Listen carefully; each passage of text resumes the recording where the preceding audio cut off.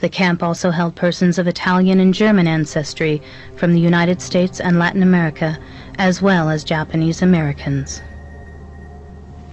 Barracks, like army barracks, plain.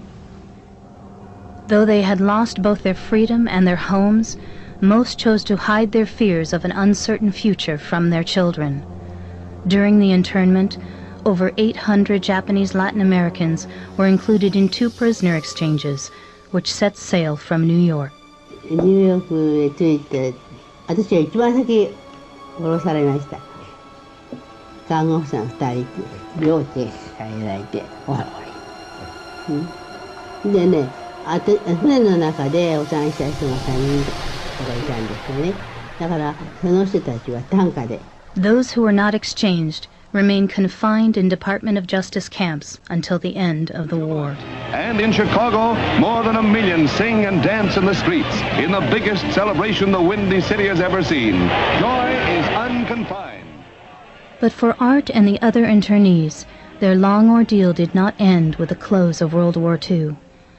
The remaining Japanese Latin Americans were told that they were illegal aliens and would be deported.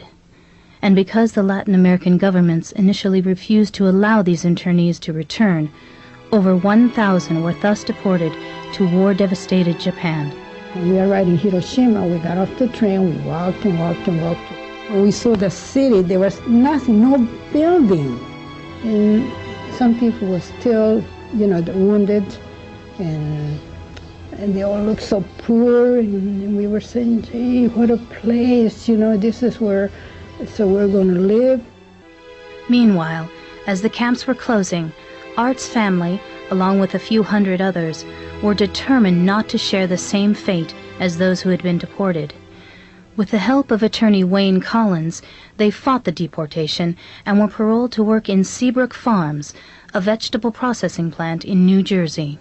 After we went to Seabrook, my father couldn't feed a family of 8 because my mother was pregnant. She couldn't work, so my sister and I had to go to work. So I never went to school again.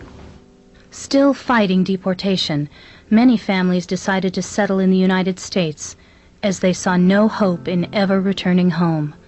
For Art's family, this meant resettling in Chicago. Like many of his fellow Peruvians, Art set out to create a new life in Chicago, where his family began applying to become legal residents. But fate again intervened in 1952, as Art was drafted to serve in the U.S. Armed Forces, despite the fact that he was still classified as an illegal alien. Though he served his duty in Europe during the Korean War, Art would not be granted permanent residency until 1956. After returning from service, Art soon married a young woman named Betty. Together, they started a family of their own. Arturo had to get temporary asylum in Canada and enter into the U.S. legally in order to finally be allowed to become a citizen.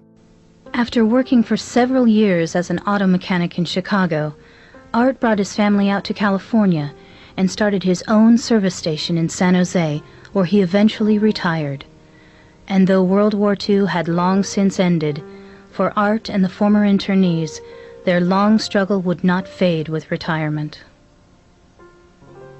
The legislation that I am about to sign provides for a restitution payment to each of the 60,000 survivors, surviving Japanese Americans, of the 120,000 who were relocated or detained. Yet no payment can make up for those lost years. However, Art was denied justice. Under this law, Japanese Latin Americans were deemed ineligible for redress, as they were not U.S. citizens or residents at the time of internment. But now, it's not like we wanted to come here. We didn't want to come here. We were forced to come here. We were brought here by the government. So how can that be legal? That don't make sense. In an effort to call attention to their hidden history and to support efforts for redress, the Campaign for Justice was formed. The Campaign for Justice started in 1996, and it was founded by individuals and organizations who wanted to seek redress for Japanese Latin Americans. It was founded during the time of the Mochizuki lawsuit when that was filed, which sought to get redress for Japanese Latin Americans who were denied under the Civil Liberties Act. In response to public pressure, the Department of Justice offered a settlement of only $5,000 each, just 1/4 of the $20,000 redress provided to the Japanese Americans. I wanted to get the equal justice.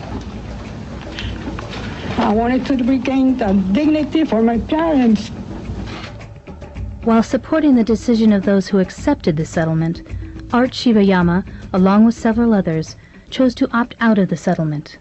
He then filed his own lawsuit, preferring to fight for both redress and a full disclosure of the violations committed by the United States during World War II.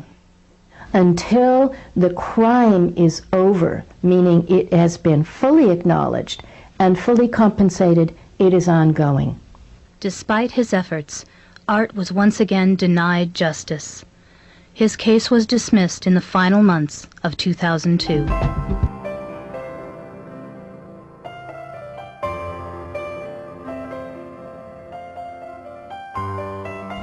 This marker is situated on the original foundation of the two-family cottage as a reminder that this injustice and humiliation suffered here as a result of hysteria, racism, and discrimination never happen again.